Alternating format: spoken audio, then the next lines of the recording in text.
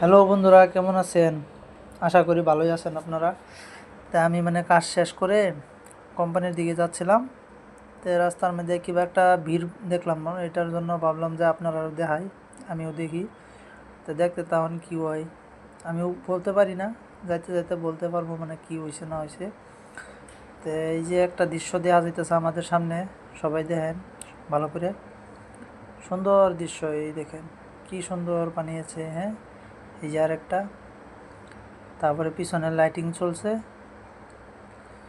তে কার ভিতরে কীরকম ভালোবাসা আছে তে দেখবো, কারা কীরকম ভালো পায় এগুলো বস্তু। এই যে আর একজন, ঠিক আছে।